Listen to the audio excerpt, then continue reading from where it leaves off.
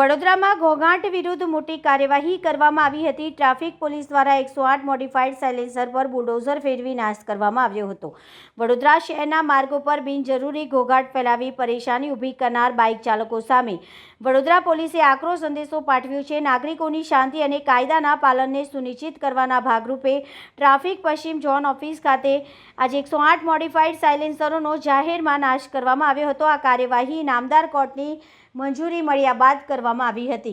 Vadodara police દ્વારા છેલ્લા કેટલાય સમયથી મોડિફાઈડ સાયલેન્સર લગાવીને ઘોઘાટ કરતા વાહન ચાલકો વિરુદ્ધ ખાસ ઝુંબેશ ચલાવવામાં આવી હતી। આ ઝુંબેશ દરમિયાન પકડાયેલા અને મોટર વ્હીકલ એક્ટનું ઉલ્લંઘન કરતા 108 જેટલા ઇન્દોરી અને પંજાબી પ્રકારના મોડિફાઈડ સાયલેન્સરોને જપ્ત કરવામાં આવ્યા હતા, જેનો આજે નાશ કરવામાં આવ્યો।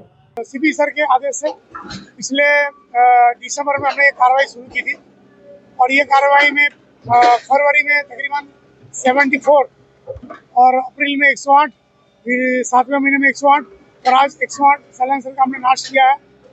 और ये जो साइलेंसर का नाश इसलिए कर रहे हैं क्योंकि जो पढ़ाई करते हुए बच्चे हैं वो हॉस्पिटल में दर्दी है, पेशेंट्स है और सीनियर सिटीजन है। इसके अलावा जो आम नागरिक है उनके लिए भी ये बहुत मुश्किल की बात है। ये जो विकृत आवाज़ करती है साइलेंसर, उसके कारण सबको बहुत तकलीफ होती है। इसकी वजह से इसको हम आपके माध्यम से दोबारा सबको कहना चाहते हैं कि ऐसे मॉडिफाइड साइलेंसर का यूज़ ना करें और करते हो तो बंद करें।